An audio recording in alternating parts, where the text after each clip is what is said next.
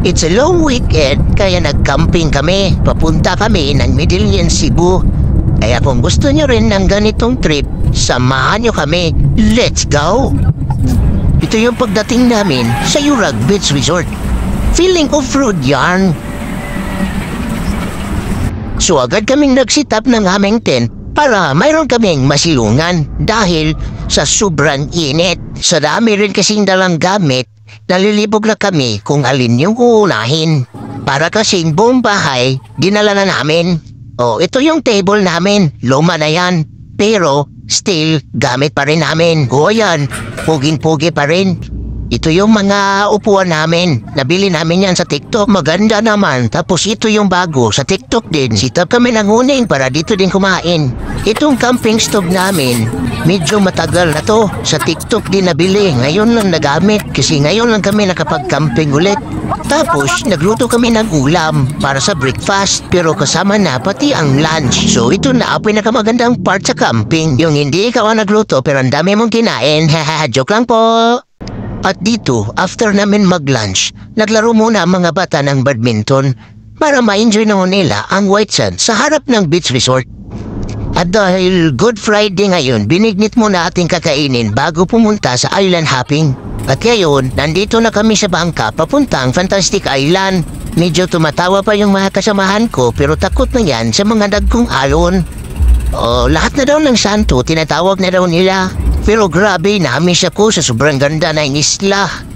Kita mo? Para kaming nasa Palawan. Hindi ko namalayan, dumating na pala kami. So nakita na namin ang ganda ng Fantastic Island. May mga flag pa silang nakalagay sa kanilang mga munting tulay. Yan, sobrang linaw ng tubig, grabe. Yung mga bata dito, parang di takot na tumatalon sa tubig. Ang liliit nila pero grabe. Tumatalon sila, walang takot. Tingnan mo. Ang liliit nila pero grabe. Kung makatalon parang walang buhay. Ito kasama namin si Jay. Yan, nagsanobla cruise na siya dahil gusto niya tumalon eh. Ayan, sinubukan niya para di daw masayang yung pagpunta niya dyan. Grabe. Itong isang binatilyo na din na ito. Muntik na. Yan. Diba? Parang balon. Ito, pangalawang talon ni Jay. Yan, medyo okay na yung pagtalon niya. Para na rin professional siya dyan eh. Ito naman si JP, nauna yung puwet. Yan, parang balon kung pumutok eh. Yan. Ganda. Sinubukan kong sumisid sa ilalim ng dagat para makita ko yung ganda ng kapaligiran dito. So yun, nakita ko yung mga daming isda. Grabe, sobrang linaw.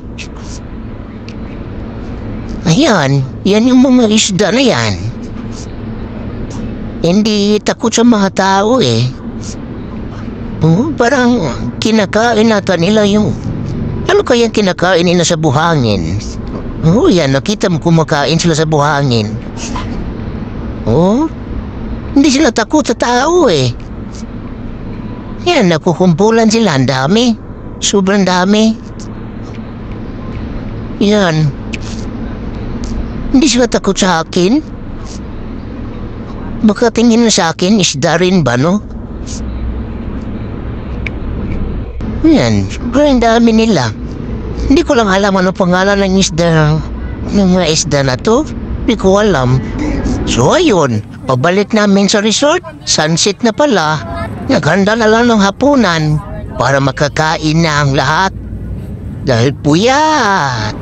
After kumain, umupo, nagpahangin, uminom ng konti, tapos chismis ng madami.